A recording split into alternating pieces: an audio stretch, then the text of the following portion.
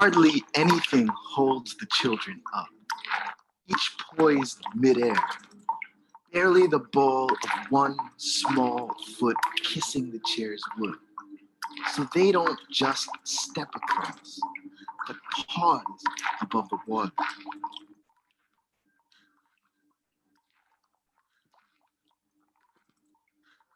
My mask made of moss and bark, my hair full of flowers, my friend beside me, her pretty red mouth under the hawk's beak of her mask of green sage.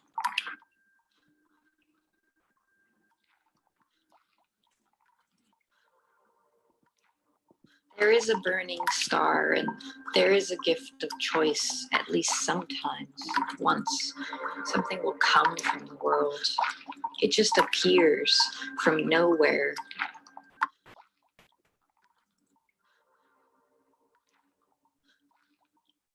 My neighbor's daughter has created a city you cannot see, on an island to which you cannot swim.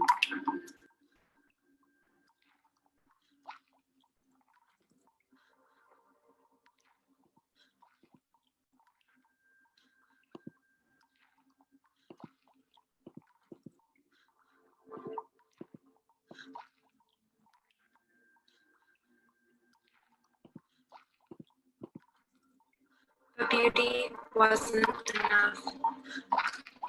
Being admired by strangers was not enough.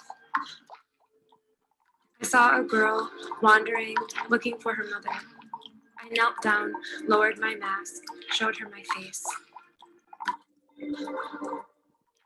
Unsteady in the gravel, unsteady in the sandy murk. I never said the end, I said, how I love to ride with my brother. The unknowns are up early. They browse through the bronze porch bells. Crows call and late apples blaze toward western emptiness. In your illness, the edges hesitate.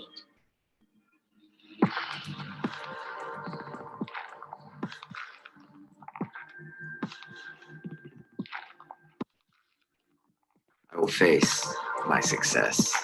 I will permit it to pass over me and through me. And when it has gone past, I will turn the inner to see its path. To be found millions of years later, mountains of bones ground down.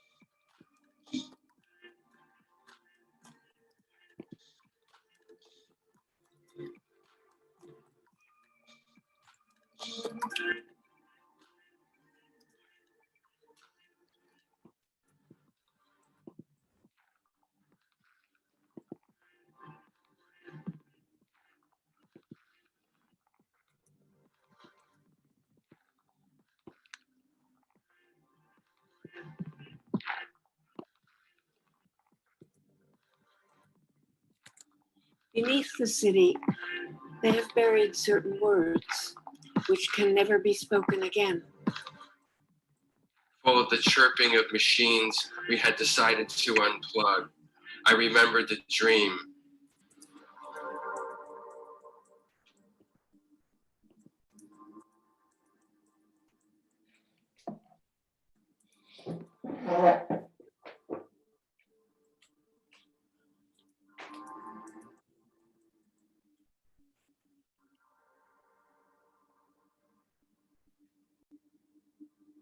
When it rains, you hear chimes. Rabbits race through its suburbs. The name of the city is one you can almost pronounce. The people I'm looking for, I don't know where they are. I don't know the color of their clothing. Only I will remain.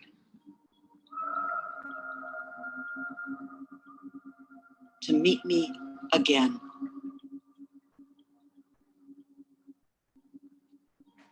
When God prays to himself,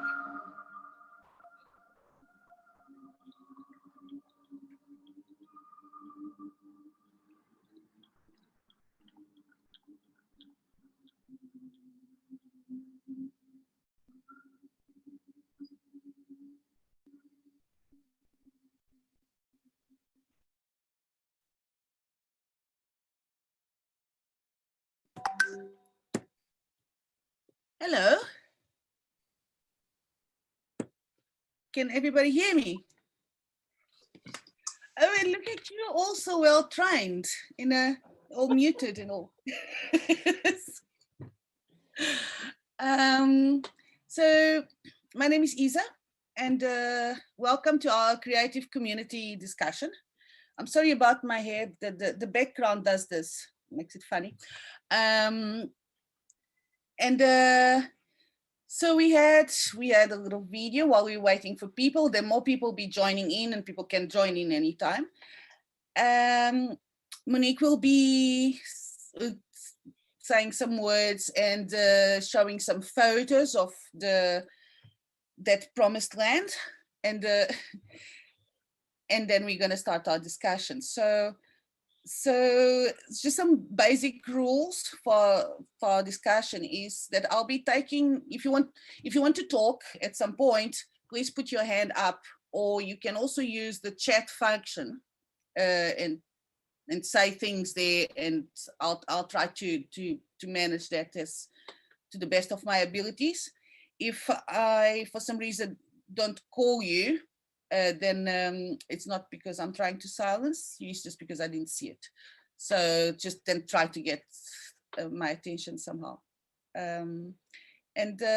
Yeah, so ask everyone to be mute, to keep themselves muted until they want to talk and things like that. I think that's it. And yeah, that's us. Is that me now, Issa? And now it's going to be you, yes. Cool. Hi, everyone. It's so nice to see so many people. Yeah, it's been so awful not seeing all of you for so long. It's been a very interesting thing, kind of not having an event for, hi, John. Not having an event for a year, it makes you realize just how much you love it, actually, and what a big part of your lives, our lives it is. So yeah, missing giving you all stinky, sweaty, dirty, dusty hugs in the desert and all that kind of amazing moment out there. So, but it's, you know, it's a challenge, and we face those things. So as Issa said, this is not going to be a super kind of like cleverly organized webinar style thing. It's just we're all going to muck in. So I'm just going to give you a little bit of an update as to, I mean, I'm sure that you've been reading our kind of like updates and all that kind of stuff, but it's always nice to just actually chat face to face in a manner.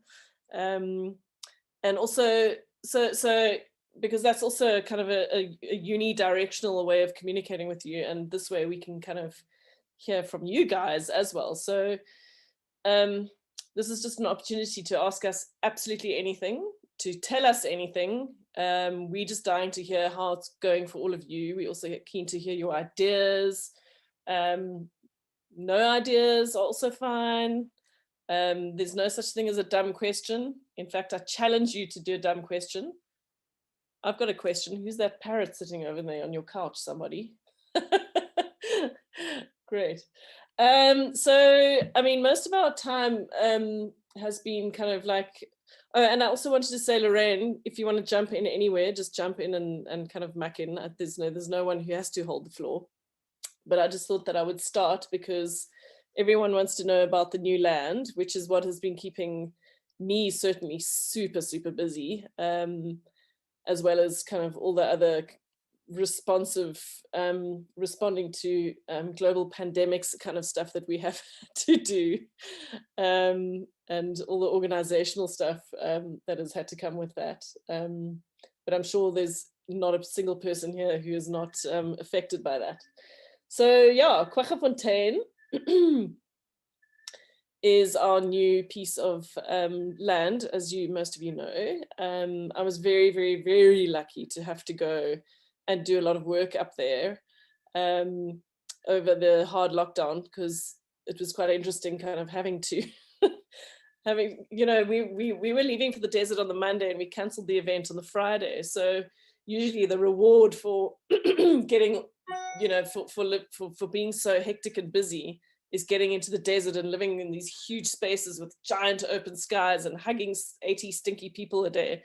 But actually what ended up happening was sitting alone in one's house, feeling utterly claustrophobic on Zoom meetings for about 12 to 15 hours a day. But life could be worse.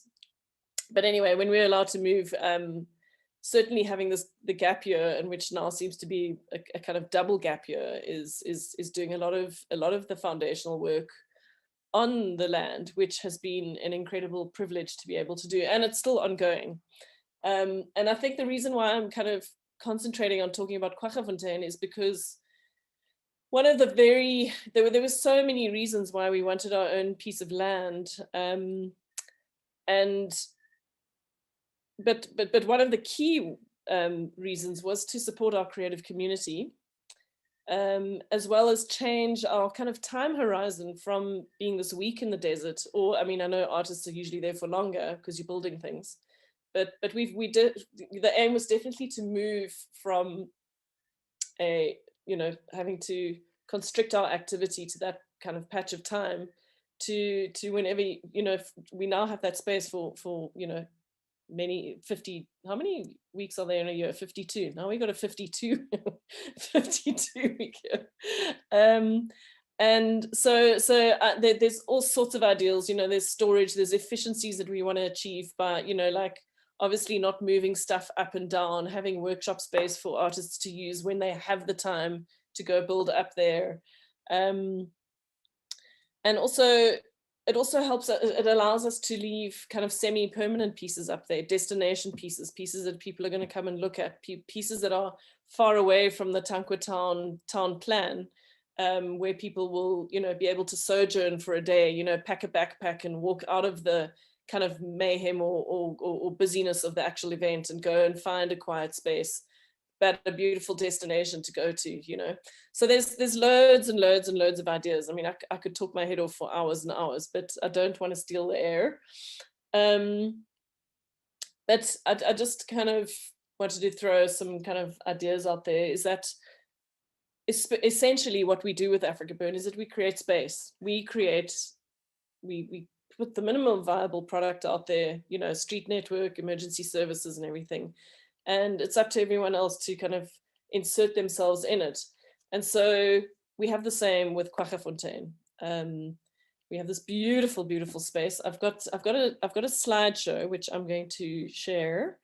I'm in Pretoria at the moment, and I left my hard drive with all my usual stuff that I show on. So I have quickly slapped together a little slideshow from photos that were on my phone, and I'll show those to you. But actually, let me quickly share that now. And then I will carry on talking about the different projects that we're doing on Kwaggafontein, which are numerous, and I'm hoping that everyone gets to be involved. I'm just having to find where I can put the slideshow on.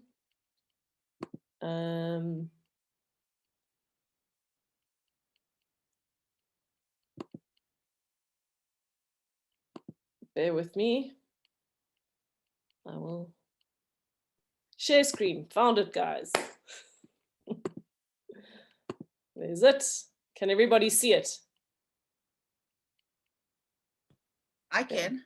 All right. Well, I can see John Steele nodding his head. And The other smile. thing, John still smiles.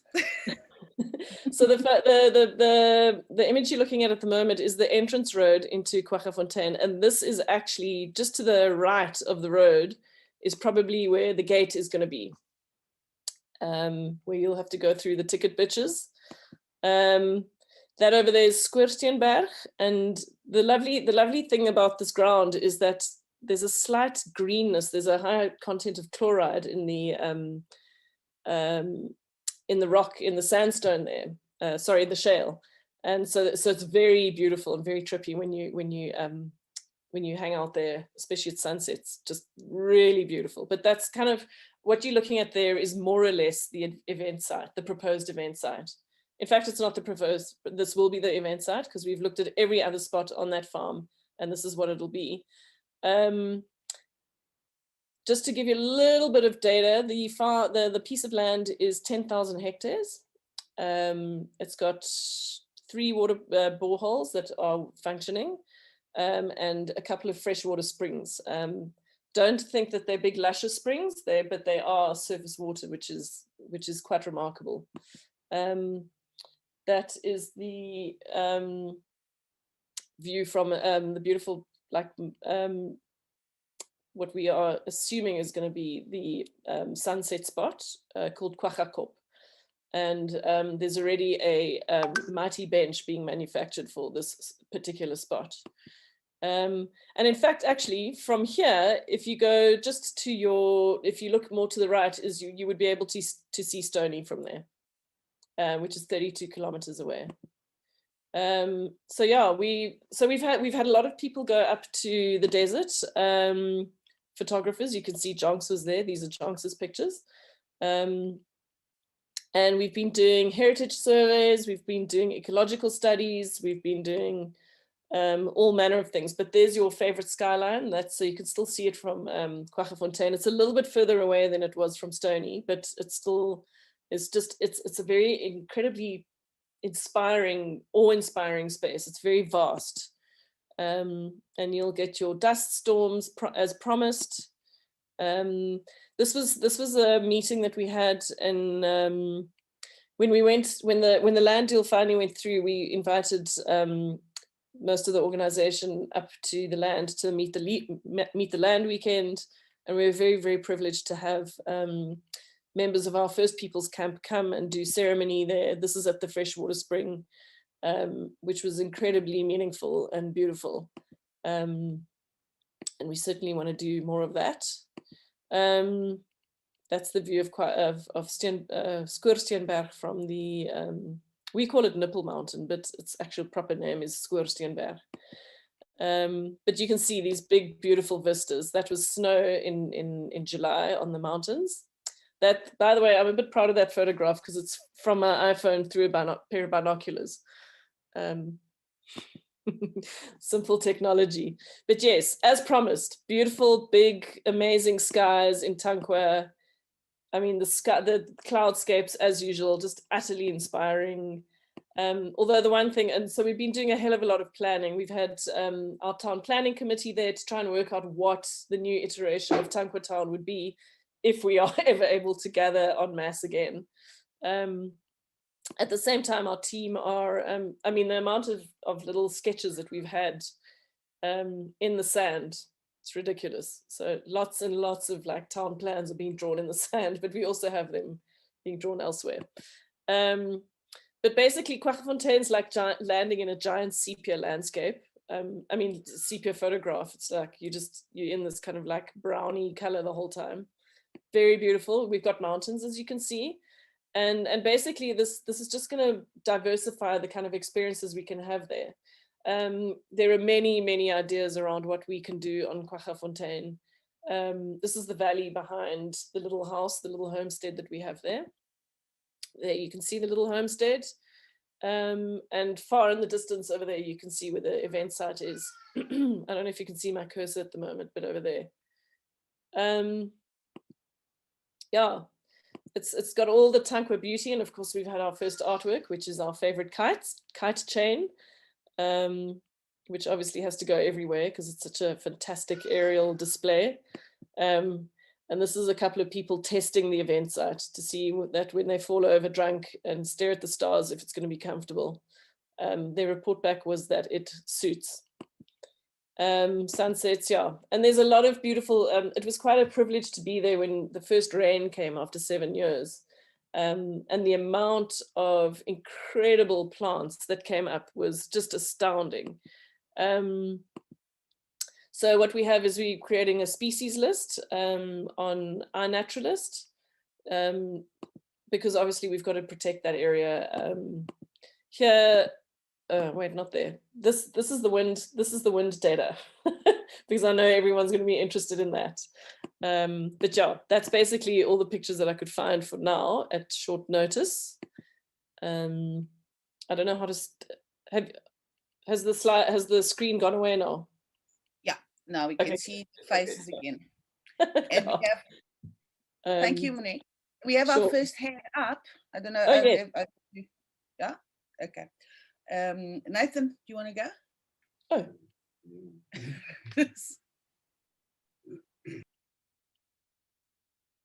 Go, Nathan. Okay. I was trying to unmute myself. Okay, can you hear me now? Yes. You hear me? Yes. Okay. It's kind of related. Okay. It's related to your whole talk on the new land, and the new land is lovely. I've been there. I really like it, and I love that part of the world. But I think part of this discussion should be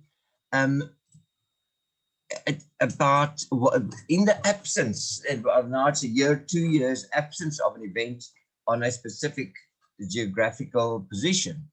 Isn't that one of the challenge of artists and participants in AfrikaBurn, to actually see the world as the new land, to see the world, to see your town, see your street as a place where you can take what has grown in you at AfrikaBurn and take it there to make the world our new land. I mean, this is now besides any activities happening in the land. Isn't that part of the challenge of participants? That's all. Sure, absolutely, Dan. And if anyone wants to comment on that, I agree entirely and wholeheartedly. I mean, certainly from my point of view, in terms of being involved in starting AfrikaBurn, certainly the initial impulse behind doing that was around it being a tool for change. So AfrikaBurn being a change agent, except where fun and accessing your creativity were the vectors for change. And so, yes, absolutely, Nathan, I totally agree with you. A lot of the regionals, you know, we have get-togethers with, you know, because we're a regional event of Burning Man, and a lot of the regionals have started these kinds of burn in your front yard. So during lockdown, you know, where people were only allowed to walk their dogs, they would, like a lot of people were putting installations and funny little things in their front gardens so that people could kind of do a street gallery, walking through their, you know, walking through their neighborhoods. But yes, absolutely. I totally agree with you, Nathan, is that it's about what we do with what we've learned there. And that certainly is the thing, is that what we do in that space is a portal to bring it out into the rest of the world. And just stop me if I'm talking too much. Anyone can pitch in on Nathan's point, unless there's another one. Lisa, is there anything? Well, nobody has raised any hands or eyebrows that I've seen, for that matter. I mean, one of the key questions that we posed to our whole team as we've been navigating these things is, or, you know, navigating not having the event, navigating all sorts of things, is that, and also then doing the whole move from Stonehenge to Kwaggafontein, and kind of it was interesting, kind of not being robbed of, but not, we were so focused on the goodbye ceremony to Stony and the taking of what we'd done there to the new space, but having a link, you know, just this emotional kind of moment. And all those plans were just boom, gone, evaporated. But the key question we've been asking ourselves is, what is the opportunity here? And it's a really important thing, you know, like certainly, and it's a question that's relevant for absolutely everything, all the operations. It's not just around you know, art or any specific area within the AfrikaBurn movement. It's about what, you know, like, for example, can we turn the tide on service delivery? Is this our opportunity to go, okay, we're never having a external company erect a tent, we go back to our basics of where we slog and do our own things, you know? Is it an opportunity to, you know, there's just loads and loads of different opportunities here, but particularly also with the changed time horizon. Certainly at the moment, because you know we were all aiming at having this this gathering called Field Trip, where, and we cannot have it in the form that we wanted to, and so now we are considering many smaller gatherings, or enabling the creative community to just come there. You know, there's an envelope here, go in it, just feel the land, listen first, experience the space, go there with reverence and curiosity, and come back, and it might be the place where a shit ton of like innovation happens. It can be used for all sorts of things, and I think that's also the thing, is that we want to communicate to all of you that that's a space which we want to be accessible to our entire community and communities that we haven't identified yet. Craig, I see your hand is up. Oh, and was it Fergus first or Craig first? Fergus is first. Okay. Well, I appreciate that. Hi, guys. Yeah, miss you guys all like crazy. I'm sitting in sunny Toronto at the moment, experiencing my first Canadian winter. It's minus 15 outside. It's a wonderful time not to be at AfrikaBurn. I just wanted to know a little bit more about what sort of permanent infrastructure is being discussed, and what are the sort of ideas around it when you talk about like not just making it a week-long event, making it more of a like long-term community. What are the sort of ideas that you're talking about there? Like, are you talking about, personally, where we want to know, or we've got a bit of a storage issue. Yeah, my group, we're all scattered all over the world at the moment. We're renting a garage in Cape Town at the moment, but we actually don't even have a person living in South Africa. So just the management of that and the cost of that, you know, especially now that, you know, we haven't had an event for 2 years. We haven't been able to, you know, do any fundraising or anything like that. We're now paying for this directly out of our pockets, and it's, you know, getting quite expensive. You know, is there any talk about maybe putting in some storage, grey water management? Yeah. So, and you can kind of interrupt me again, but we are facilitating storage for creatives. I don't know if you're on the creative mailing list, but certainly ISA has been communicating about that. At the moment, because we were in fact, that was also the first thing that we cancelled, was we were about to embark on building a large storage unit on the land, but obviously we knew that we were going to hit exceptional financial trouble. So we cancelled that. There's no big storage, but what we did say is that anyone can store stuff on the land. Anyone, particularly in the creative community, can store stuff on the land as long as it's containerized. So, I mean, sadly, then there's a spend on a container, but and also the other thing about that is, and that was also part of the thinking. It's not just been a reactive thing to the shutdown, but we wanted to allow enable people to store stuff on land, because it doesn't make any sense carbon-wise to be able to have to move stuff constantly up and down on that road. So we have quite a few theme camps who've already moved their containers onto the land, and so if that, and then we will also do an enabling thing where we connect people with other people who can share a container, for example. And the nice thing about a container is that you don't lose that value. A container is still a valuable thing, so you can pay that.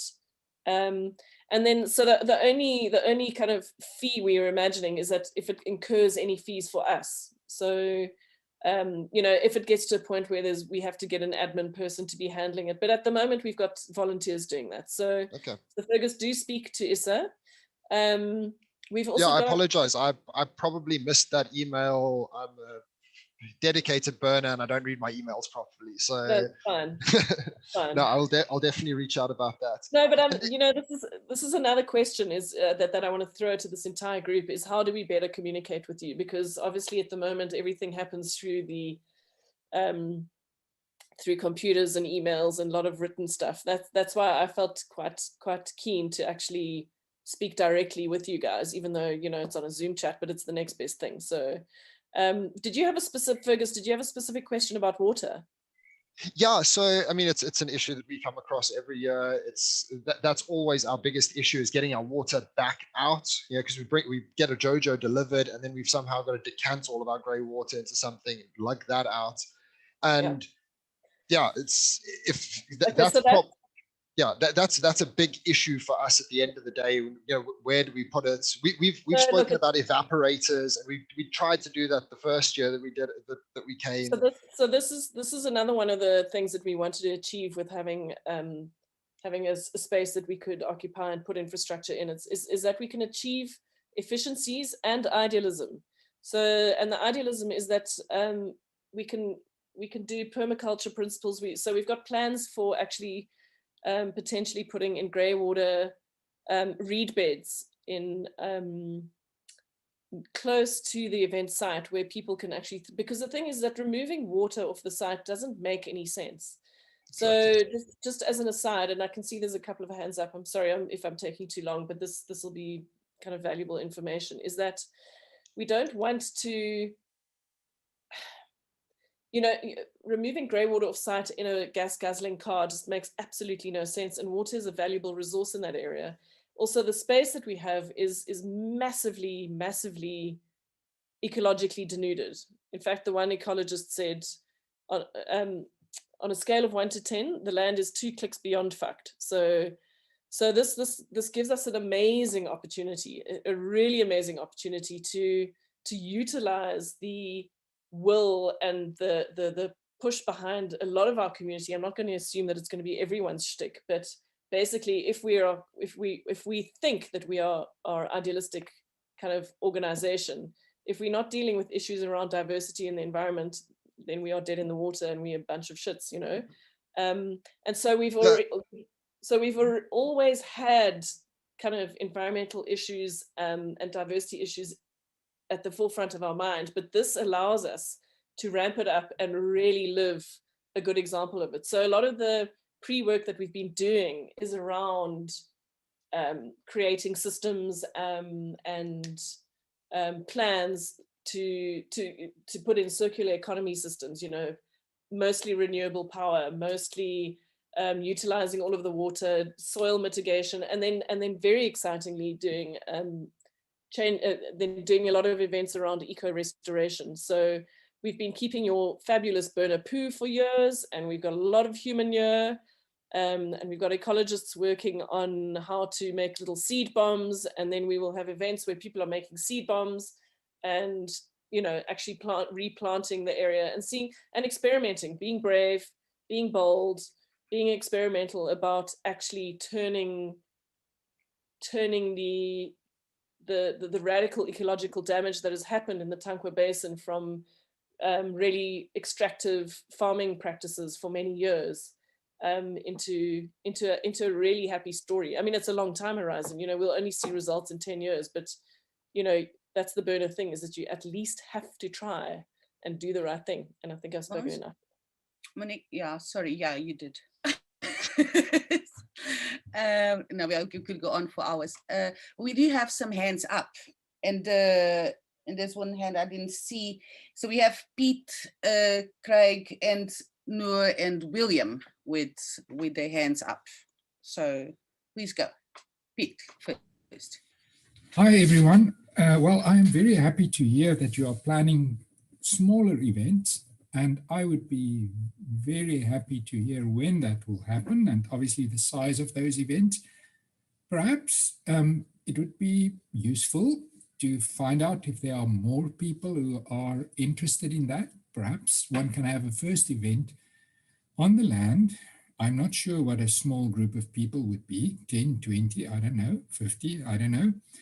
at least to understand, it's almost like somebody who could then, those first people to become facilitators, to be on there on other weekends, well, except if you have enough people, to receive groups of visitors, to at least tell them what to do and what not to do and what the ideas are all about.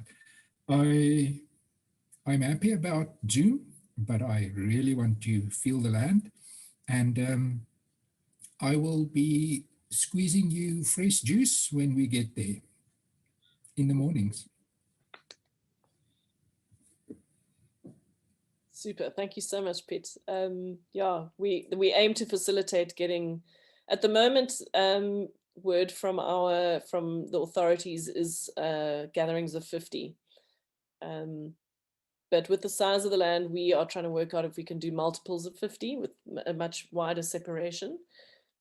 But, you know, watch the space. Cool. Craig. Carter. Yes, thanks.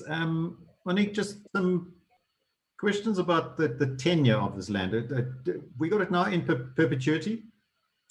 Yes. So you know that the Mapula Trust has purchased the land for us. So AfrikaBurn has not purchased the land. Mapula Trust has very kindly, so they were prepared to just buy it for us and gift it to AfrikaBurn. But when we looked into it, we thought that getting a usufruct would be far more appropriate. And so I think currently in the agreement, we get it for 100 years renewable. Okay, that should be enough for those of us who are around now. It certainly stretches the time horizon a little. Yeah. But it's an amazing relationship. We are very, very, very lucky to have that. It's a brilliant asset. Yeah, in terms of legislation, are there any restrictions? I mean, could we have 20 AfrikaBurns a year, or are there some restrictions on use of the land, size of crowds at any time of the year, etc.? No, look, we are doing a rezoning application at the moment, because it's currently zoned as agricultural 1, but there's the Witzenberg municipality that we are in has just done a whole new zoning kind of taxonomy, and so we are busy with the planners working out what the most appropriate naming of the land is. We won't call it all what you call it. In fact, one of the new zoning categories is open space, which I think it fits into. But apparently, if you zone it leisure, the entire 10,000 hectares, your rates bill goes through the roof. So we're looking at doing much smaller kind of.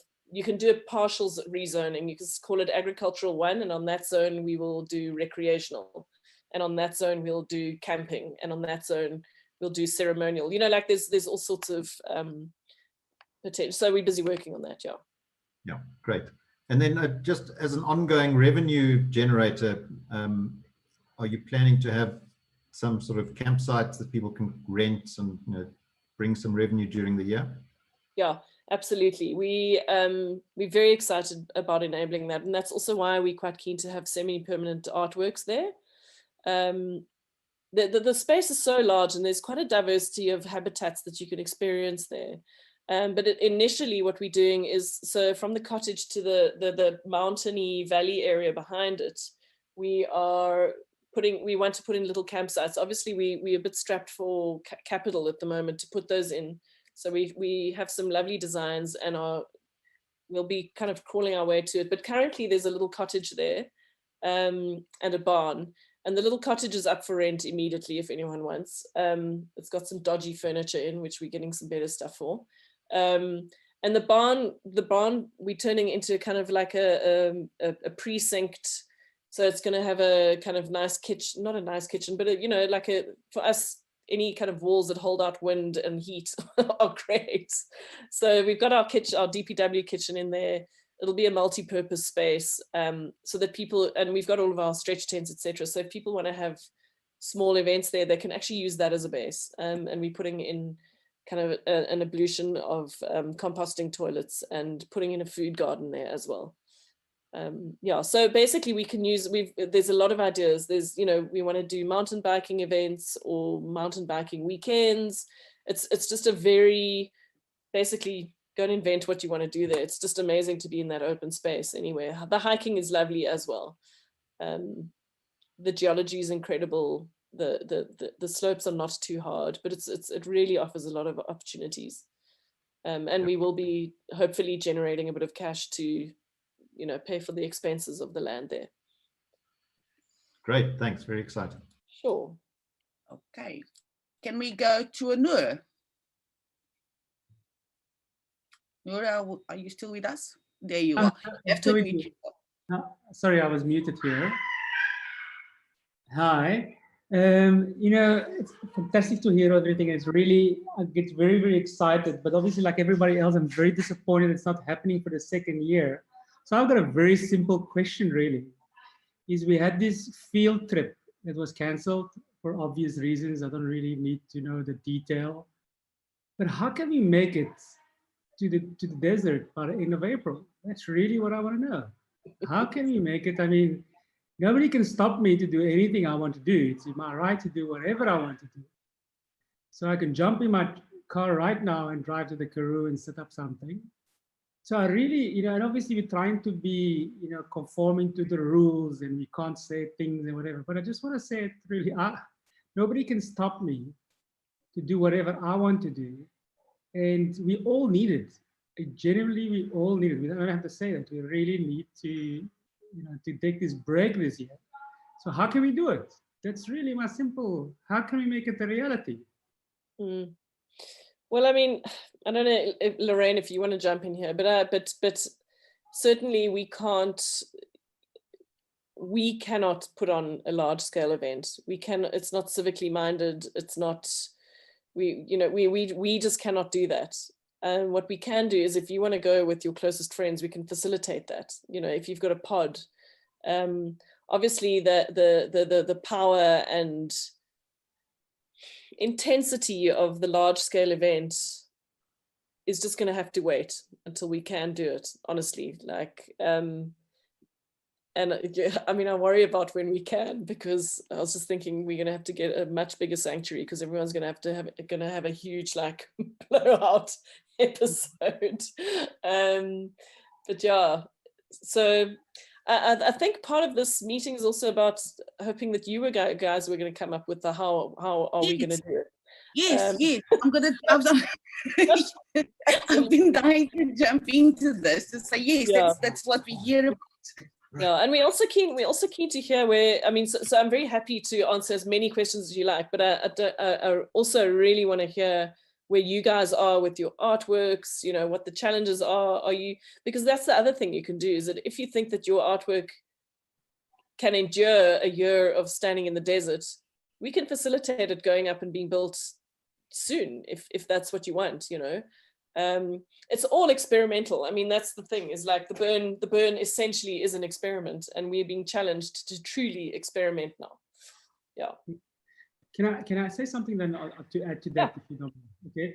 I mean, we had a field trip, which was a beautiful, we can all go there for a night and we can set up, or we don't set up. And obviously it was clear that there was a lot of excitement. We were all ready to set up our pieces and whatever. It was not the issue. So we have willing people to do this easily, right? So why can't we just do it? Exactly, just go and do it. I mean, there's enough people that want to do it. We're not doing it to get paid for it or anything like that. So so why can't you just go and do it? What stops us? That's what I'm trying to figure out. I mean, I don't know everybody. So it's really to get all of us to say, okay, let's just do it. Let's go and do it. Set up our camps and send out invitations and let people come, and you can charge your fee if you want. AfrikaBurn want to charge a fee. We just need to facilitate it that allows us to do it. That's all. We're ready. Yeah, I mean, I think we've got, as AfrikaBurn the organization has got a whole lot of liabilities and responsibilities that we, it's a terrible thing when you have a thing that has its taproot in anarchy meets up against a thing that has got structure and rules. And anarchy is not about having no rules, but it's rules from the bottom up. But and I feel like we've navigated the line between those things for many years, and I think that we've done it really well. But certainly in this instance, and also the other thing is to not assume that everyone agrees. There are a lot of the kind of concern around creating a super spreader event is real. It's not, and that would be terrible if we did that. If we facilitated that, I think it would do a lot of damage to us. And so the things that maybe the lovely renegades that go to the desert don't know is how we have to have safe audits. We have to have a clean nose in terms of our PBO status. We have to, all these kinds of things that we have to hold. We have to do them properly. And so we could have just gone, okay, guys, it's free for all, just go. So we're trying to find a sweet spot between that, where we're saying, guys, we can facilitate whatever you want, but come to us with your ideas. But there's certain things that we won't do, is that we don't want to break the law, and we can't break the law. It's not right for us to do that. Okay. But it's a good question. I think everybody's asking the same question. Anyway, I'm just reaching out. I'm ready to go. So anybody wants to come and join me, I'm fine. I mean, I understand what you're saying. I mean, that we have this COVID stuff going around, right? So there is everybody has a view around it. I've got my own views, and so we have to respect that, right? But anyway, I'm just saying it out. I'm ready to go. So if others want to go, let's start this conversation and let's see where it takes us. But thank you very much. I get what you're saying. Thank you, Noor. And okay, so William has been having his hand up for a while. Hi guys. I've got a couple of things I want to say. First thing, I just want to say well done, really, to the AfrikaBurn organization for having survived the last year and a bit now. I think it's been a tough year for everyone, pretty much everyone on Earth. But being in events, being an organization such as yourselves, having the last event at Tank were cancelled, that must have been really, really tough. I know the whole thing with the tickets was a nightmare. So well done for surviving and handling it the way you have. Second of all, the new space looks absolutely fantastic. I'm sure everyone on this call was getting tingles and getting excited, just sort of seeing and going, oh, mountains, what could we do with that? And just kind of imagining what all the crazy things this new space is going to bring. And, I think everyone on this call as well will be very excited the long-term prospects of it. So those are two things. So the question I had was, the messaging around Field Day. I noticed that there was a lot about starting again and, beginning anew and, doing it completely differently. And I totally get that in the way that you've been articulating the potential of the space. But I felt that there was also a little bit of framing as if there was something that was particularly wrong with the way that AfrikaBurn, had happened in recent years. And I didn't understand that. I always felt, I haven't been going to AfrikaBurn for that long, but it's had a tremendous impact on my life. And I was just wondering, if there were things you felt had gone wrong with it, and if so, what they were, and how you were planning on changing that at the new space. That's very interesting and welcomed feedback, actually. It's I suppose us as the people at the nexus of kind of all the logistical and kind of statutory requirements, etc. We know a lot more. So, for example, this is one of the things for me, is that, again, it's the irony of you start an event with this taproot that's in anarchy, and what you end up being is Big Brother. And so for example, at the end of the event, and a lot of this stuff has got to do not with anything to do wrong with AfrikaBurn, but with global trends. So, for example, having to put so many channels, so many resources into following up on issues around decommodification in the age of in the age of influencers and you know everyone being a brand, etc. You know, you got to and they can see AfrikaBurn's got a giant following, and then you've got to send takedown notices, and so we're doing a hell of a lot of that stuff in the background, which people are not seeing, and we watch those trends, you know. So no, I don't think that there was anything fundamentally wrong with AfrikaBurn. I have to be perfectly honest, is that I didn't read the full batch of what we sent out. I mean, I was involved in kind of the conceptual stuff, but it's just, you know, our team has gone down from like, yeah, just to be clear, it wasn't saying, oh, it had all gone wrong, so we're starting again. I just, you know, I just had a bit of a feeling of going, I didn't think it needed that much change, if you know what I mean. It's like, I thought it was pretty great. Just imagine that us at the kind of nexus, we get all the bad news stories. And so also our very big push against the whole plug and play and service kind of mentality that had slipped in. And that for me personally is one of my biggest concerns, is around the slope, because it's a slippery slope, and it's a very thin edge of a very big wedge when that kind of thing starts coming in. And the thing is that it's because we are pushing against, we are holding that damn wall, you know, like there's a finger in the dike because it wants to flood, you know. And so it's more around those kinds of things. But I think we were just trying to communicate the excitement around the ability to redefine what is essentially an experiment if we wanted to, you know, that's the question that we want to challenge to people. Like, if there was something that we wanted to reset, what would it be? And this is the opportunity. Certainly for me, it's around, you know, efficiencies and environment and ecology, and because also the other thing that has grown globally is festi culture, you know, the growth of transformative festivals, and they are transformative, but it has been put into a capsule, and there can be an expectation of certain things coming back, whereas it's actually supposed to be an open-ended experiment. I don't know if that answers your question from me. Yeah, no, that does. I mean, I think if I can just end on saying that I completely agree with prioritization of those things. I think that, you know, burner community in general can no longer operate in silo from the environmental impact of our actions. And so I really, really agree with the prioritization of that in redefining what it is in this space. So thanks. Pleasure. Hi, it's me again. I will switch on my image. So we, just so you know, we have 44 people in this room, which is great, and thank you all for your attendance. And but we're also almost halfway through the allocated time, so I'm not rushing you or anything. But anyway, we have lots of hands up, and next one is Julia. Hi, everyone.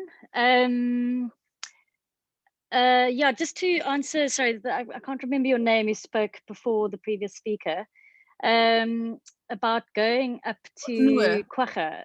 Who was it? Noor, that's it, yeah. About going up to Kwacha. And I know that, like, it would be so lovely to be able to just you know, like, we've got this land, we should all just go there and you know, just do what we do in the desert. But I think from a civic responsibility point of view, I just don't think that that's right for us to do. But I do want to urge you to go to the land, like organize your little theme camp. You know, if you've got your own little camp, just sort of beef it up to 50 people, which is allowed now, and I think probably 100 people will be allowed relatively soon now that the COVID cases are dropping. And, you know, just go up and experience the space, because there's something just so magical about it. And AfrikaBurn, I'm the sort of operations manager. Like, we'll make a plan to help you along the way with, you know, things like toilets and all that kind of stuff. But just go, just like treat it like a miniature AfrikaBurn event with just yourselves, and enjoy the space with just yourselves. Like when things get back to normal, it's very likely that you'll probably only enjoy the space when there's a massive crowd of 15 to 20,000 people. And so this is actually quite a unique opportunity to just enjoy the desert as it is now and the sort of vastness of it, because it's really, really something quite special. So like, just get in touch with us. We've got a year with not a full calendar, and we can definitely help facilitate it. So that's me. Thank you, Julia. That's fantastic what you just said, actually. We're going to take this off. Thank you. Yeah, no, you must definitely. Thank you, Julia. And the next, oh, it's Nathan again. Okay, go Nathan.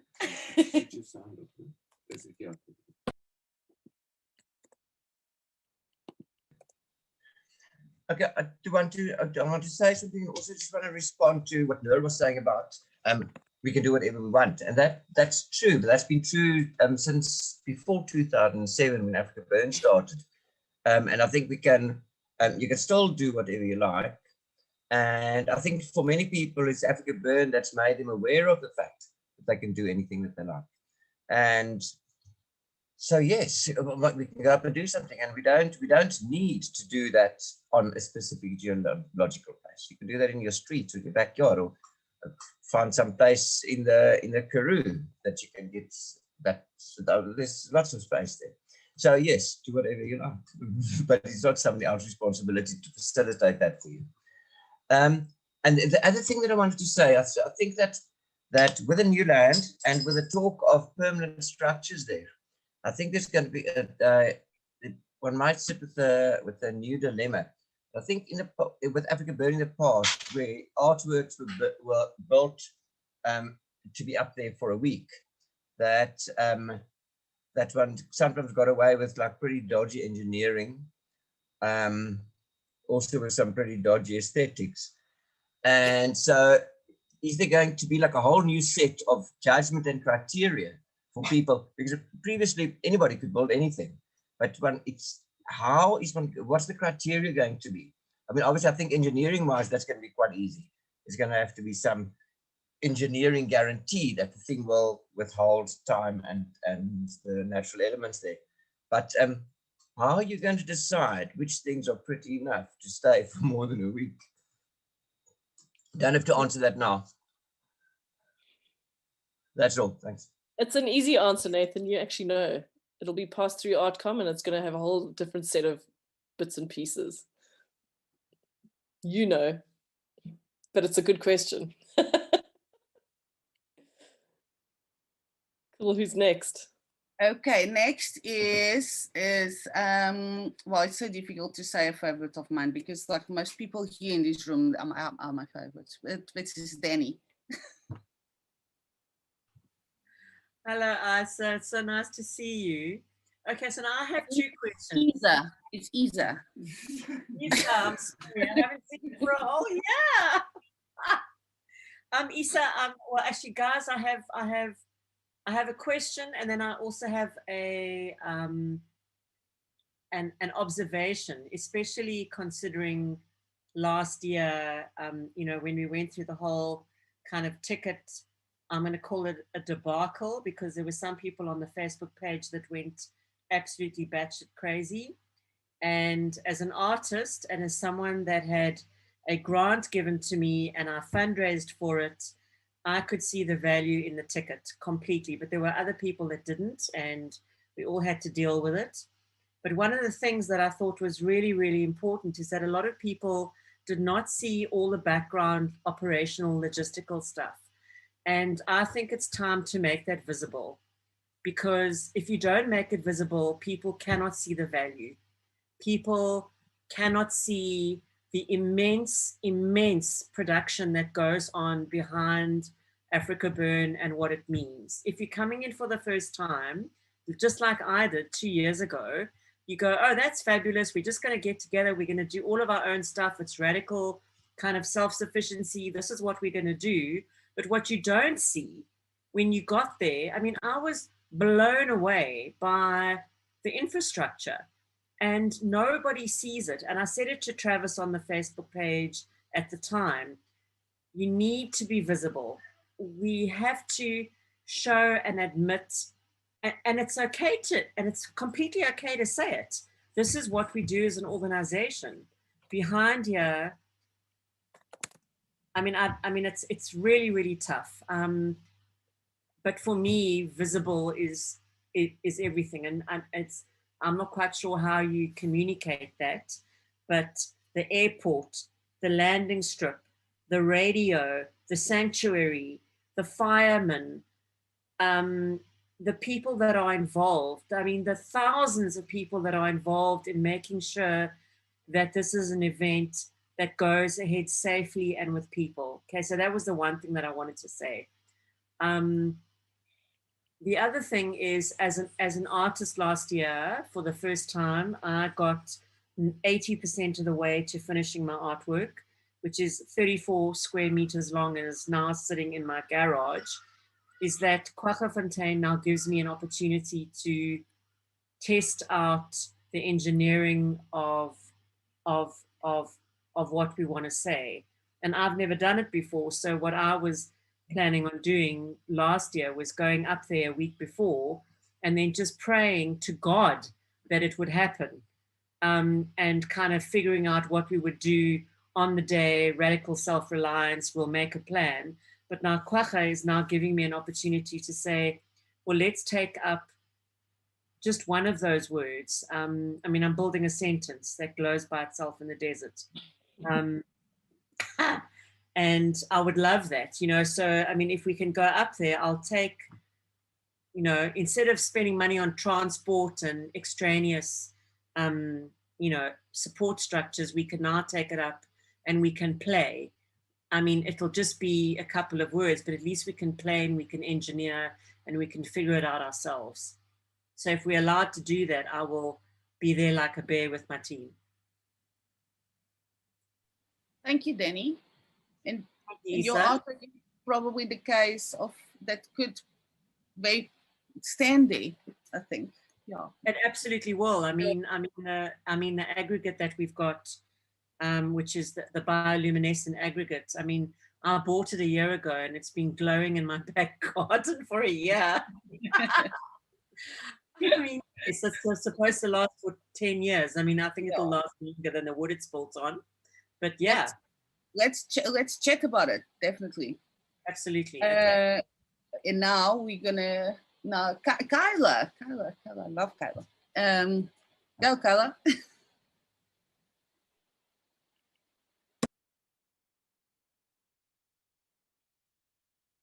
Kyla, you have to unmute yourself. I know. I know. I was feeding my worms while I was listening. Sorry. Caught me in a bad moment. Hello, everybody. Nice to see everyone's face. Luke is here also. Hello. Hi, Luke. That is Kyla Davis and Luke Buckland for you. So yeah, it's been a rough year for performers. We are starved and starving, literally and figuratively. We have very much missed our annual excursion to Tanquetown to try things out. I mean, it's the best stage in the world, to be honest, for us. We had wanted to do swarm theory, which some of you saw in Cape Town, I think, which was like completely unpandemic friendly. So we were working on a kind of a slightly amended version of that for field trip, which very much fits. It's a performance that draws elements from swarm theory, but very much fits with the idea of emergence. So the emergence into a new place, the emergence of the biosphere in that place. So thinking about experimenting with full body masks. I mean, you know, masks are our thing. And full body masks, so costumes that stretch and twist and kind of can attach themselves to artworks and like slime molds, you know, move through the desert like some sort of bioluminescence, or I don't know. Obviously, we were going to work on it, but then we got the notice that we were cancelled again. I guess so that's, you know, we're here, we're ready. We do have a pod in a sense that we could bring down to a smaller event when that's planned, or if we have to make our own, then that's definitely something we could consider, or have our own visit. But one other thing that we wanted to check in with the committee, because we also have some money left over from the grant, which we haven't spent yet, and we're wondering about doing something in Gauteng, in Joburg. We're part of this group that does this Brixton bonfire, and we were thinking maybe to do a AfrikaBurn inspired performance, so a more local performance. So yeah, so like a decentralized burn as well. If we're talking experimentation, that's definitely something we've been discussing. So I guess I wanted to hear from people what they thought about that. If we can't go to the desert, do we take the desert to our local communities and our local burn families? Yeah, but I mean, we're always here. We can't wait to see the new space. Can't wait to play again. Can't wait to be with, you know, family again. Oh, that's so lovely, Kyla. God, we miss you. But I think, yes, the answer is absolutely. We encourage that. I mean, and actually there's been a bit of that kind of discussion already around some other artworks. For example, there's a potential for a build in Stainsburg. And then obviously through the online events, you know, there's been lovely stuff happening all over the country. So I think just email us directly, and we'll push it through Artcom, and we'll make a decision. But I would hazard a guess that we all agree that it's a damn fine idea. Okay, cool. I'll send an email then with some ideas. Yeah. Yeah. I mean, the thing is that especially with performance, it's different. You know, like you are more mobile, and certainly a lot of people have designed their pieces with the vision of actually being in the desert. But certainly the one that is potentially going to Stainsburg would be a great idea, especially because it's, as Nathan was saying, you know, put the burn elsewhere. That's exactly what we should do. I mean, usually we use the burn to practice our stuff for the real world, or the default, the other world. But we'll just do the other way around this time. We'll use the real world to practice for the burn world, you know? Because the world is on its head anyway, right? Yeah, exactly. Okay, thanks, guys.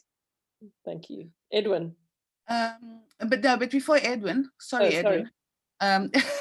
I just wanted to say that because you mentioned you talked about the piece going to Stainsburg, and it would be not cool to not mention that that person doing that is in this meeting, or was. I can't find him now. He?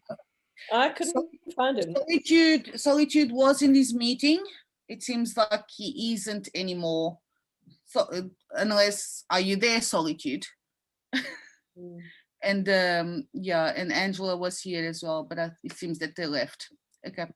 It looks like Joburg's got load shedding, because I'm seeing a lot of people in the dark.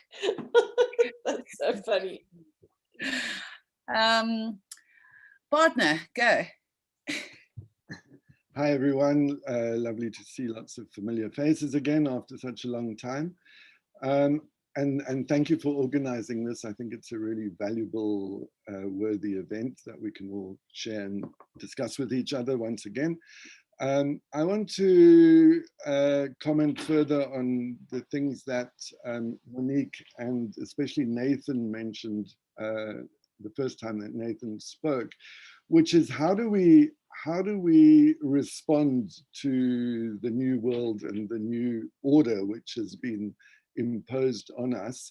And obviously we have to think of ways of thinking out of the box, and I very much like the ideas that are coming out that maybe one has to not be so focused on a huge annual event, but look at diversifying and increasing the number of events, but making them smaller.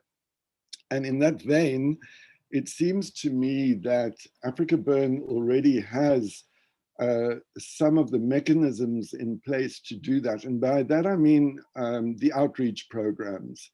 I think this new order is a wonderful way of getting people more involved in the outreach programs, because those are not tied to a specific date or even to a specific place. And so I want to offer something on the outreach programs, which is that I would really like to see if there are other people who are interested in being involved in film training courses as part of the outreach programs, and particularly film training courses aimed at essentially San communities, of which there are many in the Northern Cape. And I'm particularly interested to hear and pleased to hear that the new venue is within the Witzenberg municipality, because I am working very closely with some people who've raised a lot of money under the National Skills Development Fund. And the only condition of that money is it has to be spent within the Witzenberg municipality, and preferably spent on training people who are more or less of San origin. So I'm just putting that out as an idea. I'm wondering if anybody else would be interested in furthering this and developing it into a project which could fit within the terms of AfrikaBurn's outreach programs. Lorraine, I don't know if you want to get this, but I know that there would be great desire to do that. As you know, we've got, I mean, as you might know, we've got quite a, and I saw Gillian was on the call earlier as well, who I don't think usually, Gillian's on anymore. has she gone off? Lorraine, do you want to pick this up? Yeah, I mean, Edwin, absolutely. And I mean, we do also have other people who are part of the community who have been involved in making videos and documenting people who are of San heritage. So there's definitely some synergies that we're aware of. I think there's many opportunities here. I mean, one thing that we're wanting to do is we now have the downstairs space at the Junction Hotel. So we're wanting to activate that as more kind of community focused space. So that's potentially an opportunity to couch something in there. But in terms of stuff in the Tankwa, we really would like to explore the various heritage aspects. So looking at the kind of oral histories, those kinds of things, and also the kind of like the documentation of the various heritage that is on Kwaggafontein, with a view that kind of like we're looking out across the Tankwa. So absolutely, I would say hit us up and let's see how we can push that and get that going soon, because I think that sounds like an amazing opportunity. And I think it's something that we can kind of like link in the people that we know in the Tankwa into, who have been involved in our various outreach programs, who've been our beneficiaries and also kind of our mentors and our partners. So yeah, that sounds awesome. Thank you. There's also, Edwin, there's the, Kevin Rack has been proposing to have the Sand Dance gathering at Kwaggafontein. I'm just giving you little hooks as well. And then the other thing is the Sunshine Cinema guys also want to do a thing there. So around that's the Sand Dance movie. Yeah, so there's a lot of will and there's a lot of intersection there, I reckon. That's really great. I'm really happy with what both you and Lars have said. In fact, Kevin Rack and Gillian were very much involved in the film Sandance, which I produced, and it's kind of out of that we've got this desire to take things further in terms of involving people from San communities in this. And then, as I say, I mean, I think I've just recently discovered that I could access some of the Skills Development Fund as long as it's spent within the Witzenberg municipality. So that's a big thing to work on. So I'll be in touch with Lars then. Good. There's also I spoke to a lady from Sandparks because they excavated while they were fixing a road, they excavated a sand woman buried, and then they did a whole ceremonial reburying of her on a different site. And this woman had made contact with a lot of the local people of San origin in that area. And she has given me a number, so I can give you that number. Excellent. Thank you so much. Sure. Okay, hi, it's me again. So there's no more hands up now, except there's a Jean Redpath has sent a message, and I would like to ask her if she wants to develop on it. But before I give the floor to Jean, in case she's interested, this is probably too late to tell you that, but I'm still going to do it. This meeting is being recorded. I should have told you that earlier. Stop it. Okay, so now you all know it's being recorded, and we can, if you have to leave earlier and you want to know the rest, or if you want to listen to it again or whatever, we'll have a link for you. But also with your authorization, of course, if everybody is happy with it, I have the feeling that there might be some groups of people starting to form here that might want to get in touch with each other from what they have said. So if I would be happy to swap contacts if everybody is happy with that. Just let me know. And you know the email address is isa@afrikaburn.com. Hi, Isa, it's Jean. People do call me Jean, but it's Jean. Oh, sorry. It's okay. I do want to expand a bit on the idea. So my idea was that we set up a burn that's ready to go at short notice. And when we're in the trough of a wave and it's legal and it seems safe, we can go off and burn at, a week or 2 weeks notice. It's just an idea. But I know all of us we have everything. We're ready to go at the drop of a hat. Most of us have built everything that we wanted to take anyway. We're ready to go. So there's that idea. And then I also just wanted clarity on the invitation to go, because, is there a process? Do we just email Julia? Do we have to make a booking? Does it matter if 5 groups are going at the same time? Yeah, so just some clarity on that. Jules, do you want to get that? Yeah, sure. Yeah. Sorry, can you hear me? Just email julia@afrikaburn.com. We've got a very rudimental booking system where you just email me and I put it in the Google Calendar. And then we and then I'll give you the details on how to sort of go forward with that. But yeah, just email me and I've got the whole calendar. And generally, if you're gonna camp, I haven't had a request for 2 groups going. It's generally people that just go and stay in the cottage. So it's much smaller groups. But I generally don't, if one person's going, then I don't let another group go at the same time. So you'll have the place to yourself. So we would want to, not be in the cottage. We'd want to, do the burn thing. So do the burn thing. Yeah, so I think if you wanted to do the burn thing where it's just camping on the land, that's fine. If you wanted to do something bigger, if like 50 people or more, then I think include Julia at AfrikaBurn.com and Issa at AfrikaBurn.com, and because then we can facilitate it from our side. Great. Yeah. The other thing is maybe be a little bit descriptive about what you want to do there, so that we can work out what's appropriate. Yeah, because if you're going to the cottage, then it's kind of plug and play because there's a toilet and kitchen facilities, very very rudimental, but still there is a structure there.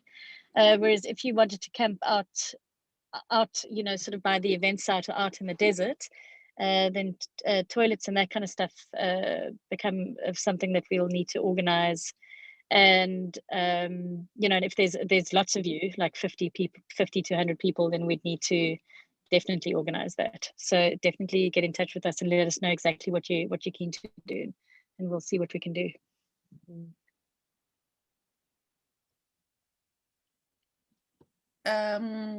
So Verity, thank you, Jean, sorry. Verity, hello, So darling. very much in load shedding here. So you're seeing me in the shadows.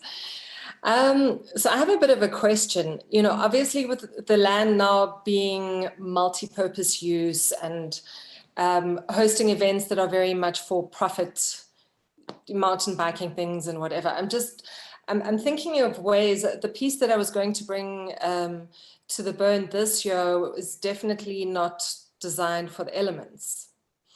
However, there are things that I could do to it to build early, but that would cost me a whole lot of money. And I'm thinking there's a couple of companies that I work with that do some high-end team building. So, you know, is it conceivable that I could combine it with, you know, some management of something, team building thing, bringing a small team of people out into the desert and helping construct this thing as part of some personal development thing, so that I can actually afford to bring my piece into the desert? Or is this totally blurring the lines? So, I mean, these are the kinds of things that we deal with in the decommodification committee, and we actually are trying to reconvene because having Kwaggafontein just presents a whole lot of different issues, and especially around doing this open invitation. Just off the top of my head, without speaking to the group, because we're actually wanting to be in the process of defining those boundaries. We've had very shallow discussions about them, but I would imagine that it would be fine.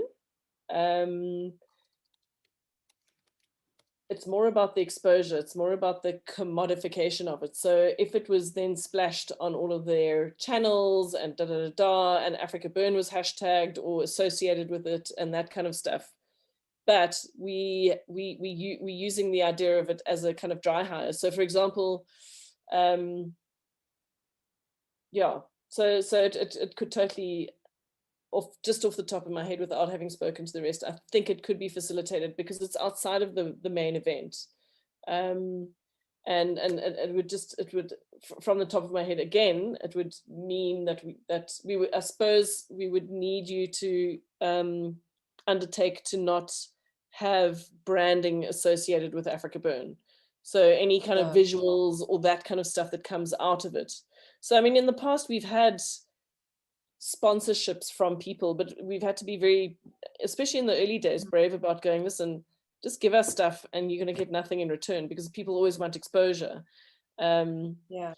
But it was quite fun just going, no, just give it to us. But what we did say was, you know, it's fine to put it in your annual reports or your internal kind of communications, just not the external communications, you know, because then, so for example, one of the ways that we are trying to kind of make ends meet is by allowing film shoots on the site. And, you know, that's certainly not a decommodified kind of thing. It could be seen as art, but it's still us needing to earn money off of that space. And the Mapula Trust are very generously going like, guys, this is not just to have your event, it's to kind of grow your movement. And so, because another one of our challenges is to diversify our income streams. Can you imagine a future where ticket prices actually come down, you know, or where we just have shit tons more money for art funding? And really that's, you know, so it's not a super strict thing that, like, you know, corporates can't do this. And I mean, I actually think that corporates have been using AfrikaBurn quietly for their team building for a long time. Yeah. If it facilitates, I don't see this as a giant money spinning thing, more as a facilitation of bringing a piece that could then be there for a year or two. That's because currently it's sitting in a set building warehouse, and they've very kindly not even breathed a word about storage or anything, but it's going to get to that at some point. So I'm thinking if there's some way of fiberglassing the thing, or something so that it will withstand elements and be ready to go the minute people are like pressing play to the instant event or whatever it may be. Super. Yeah, no, So, very so I'll start thinking in those directions and then propose and see what happens. Then I still need to make it happen elsewhere, but but yes, we're open to that discussion entirely. Yeah. Awesome. Thank you. And this is all very exciting. Thank you for sparking some creative juices and for all the amazing work you do, really. Well, and you guys as well. You're amazing, all of you. Bloody hell, crazy times. Does anyone have anything else? Well, I do actually. No, there's no more hands up. And I had a feeling that I'm surprised that we ended that people are not like jumping on top of each other to talk, and that might be out of, I imagine, out of consideration because we have a limited amount of time and things like that. So I'm just wondering, like now, it's a wild idea, and I would be happy to facilitate that in a more informal way. If anyone here would be interested in having like a catch up, let's say every second week or so. And where we can just discuss ideas, and I don't have all the answers for you, and but the idea would be to create a space where you can talk to each other more than asking questions. Good idea. No, anyone? No? Yeah, No? how do I say it? How do I say it?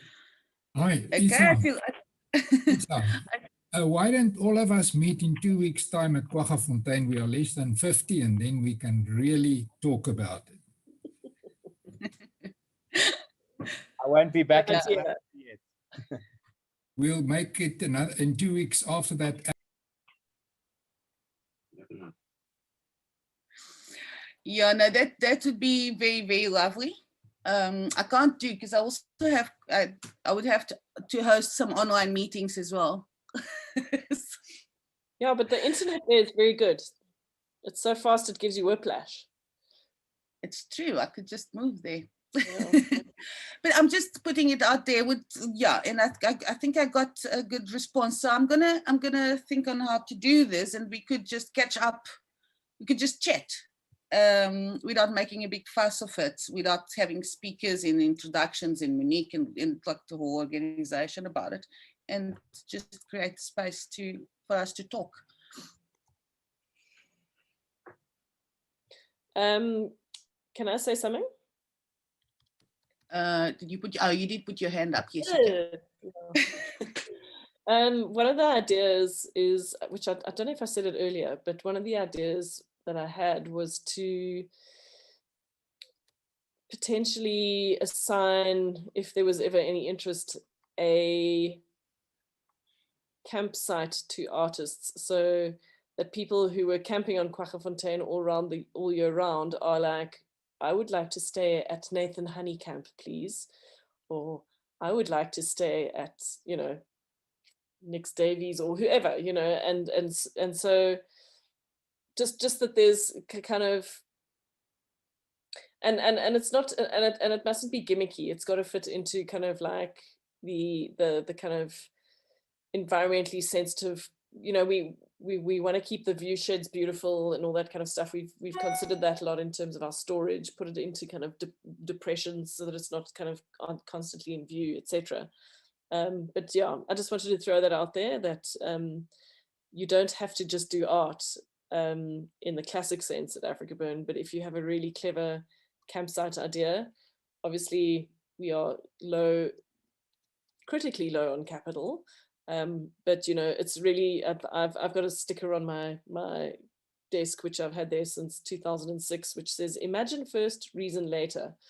And the other lovely thing, and it's by a guy called Nabil Hamdi, who's actually a planner and architect, and he's just like, you have to imagine first, you can't limit yourself first. So there's no cost to dreaming, because that's the way things start. You just start. And the other thing is that also there's a lot of works going on in Kwaggafontein, and so if you're into, you know, digging and heavy lifting or doing whatever, you know, you don't have to do art, you can just come and do the work. And so if you're interested in that, you just email us and we'll say, look, there's a trip going up and we are putting up the ablution blocks, or we are digging trenches for grey water systems, or we are and as usual, it's radical selfies, but it's just lovely to be there and working next to each other in the desert, because that's kind of where the connective tissue really gets strong. Yeah. Okay, and Nathan, honey. Yeah, very talkative tonight, eh? Yeah, you should smack him on the head. You can see it in the camera if I do it. You see.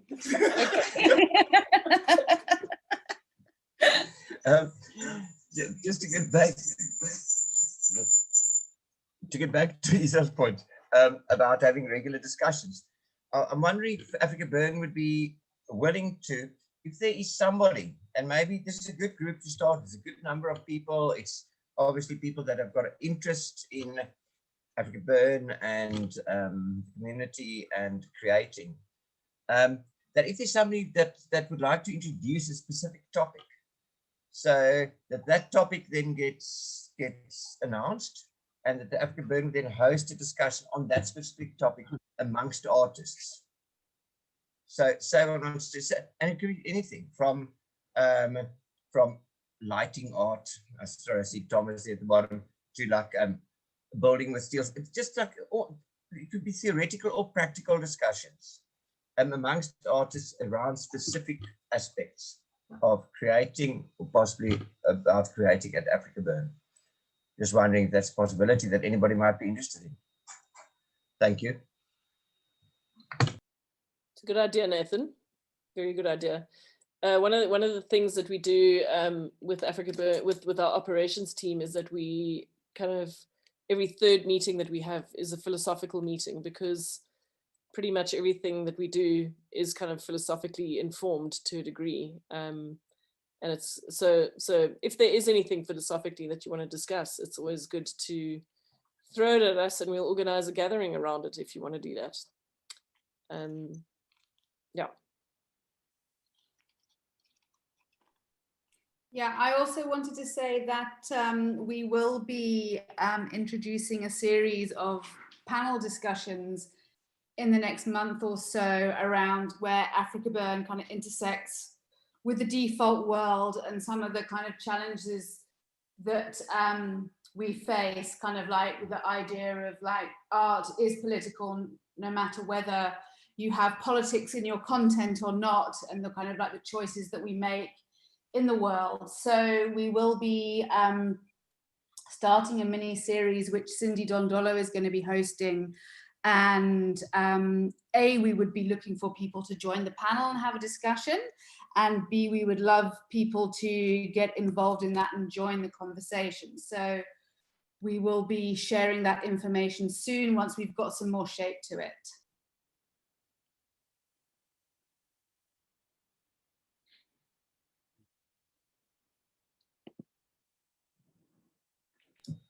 Great. Is it supper time then? Yeah, it seems like that we all shy here. So yes, it seems so. Okay, how about we close with a lovely story, Issa? Oh, who wants to say a lovely story? You do.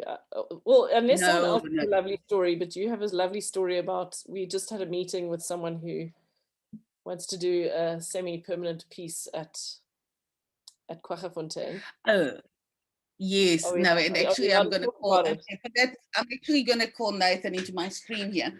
Guys,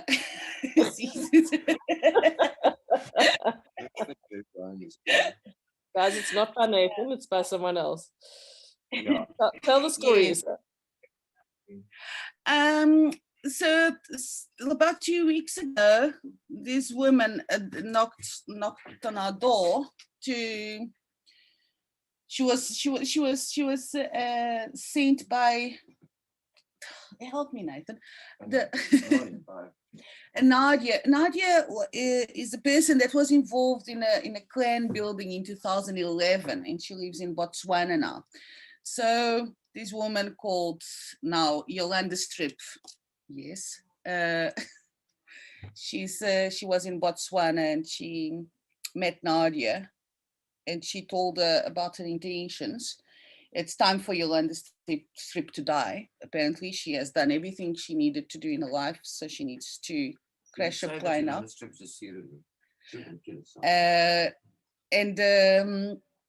And so Nadia said, "Oh, well, I know the right people for that." So then Yolanda Strip knocks on my door. Well, on our door, about 2 weeks ago. So obviously Yolanda Strip is a pseudonym. She's not really going to kill herself or someone else, but she did have a life on her own. So from wanting to crash this plane and end Yolanda Strip life, then there's all these variants, and it seems that we're going to have our first permanent installation at AfrikaBurn in the new site, right, Monique? Yeah, but tell them what it is. It's an aeroplane that's had its engine removed, which gets turned into a windmill, which is very bizarre. I love it. It's a very African story. Yeah. Yes, that it can pump water out. Yes, Yeah, no, thank you. it's So it can carry on having his life of usefulness. So it's attached to the borehole, and it's actually going to be extracting water. This airplane going around and around. So yeah. Anyway, it's a very AfrikaBurn story. We have these kinds of people arriving at our. Wow. Yes, and I'm sorry I'm not a storyteller, because this is actually so much more interesting than what I could pass it on. Anyway, I just want you all to know that this woman had never been to AfrikaBurn, and she got it. She is it. Cool, man. Okay, thanks, Issa. Sorry, I just really want to add a bit. Just to add a bit to the story, she basically is the second persona that she's created. So she created this persona, and the persona she created now was somebody that travels to Southern Africa and flies around in a plane. So she came to Southern Africa, learned to fly airplane, got herself an airplane, and flew all around Southern Africa up to Madagascar, Botswana, Namibia, all over. And now, one of the things she wants to do with the ending of that, of whatever she's busy with, is looking at the carbon footprint of what she has been doing by flying an airplane around all around, and seeing how the vehicle that she used to basically rack up like quite a depressing carbon footprint is now going to be turned around into something that creates something. So with the airplane being turned into a wind pump and delivering water. So it's kind of a I don't know, it's trying to compensate for a carbon footprint, I guess. So, but it is an interesting story. Nice. Hopefully it'll have an interesting end. Thanks. Super. Thanks, guys. Issa, are you going to call it? Is this it? I think so. And with these people that are here in this room, or that were in this room from the start, and we are 30 now, and we were about 40 at some point. I will contact each one of you, and we'll try to schedule something for 2 weeks' time. Super. Yeah, that's it. Arrivederci, lovely people. Have a very good evening, and anything, please email. Thank you all. Yes, bye. For coming. Yes. And for Thank you. Bye-bye. Thank you. Bye-bye. Cheers.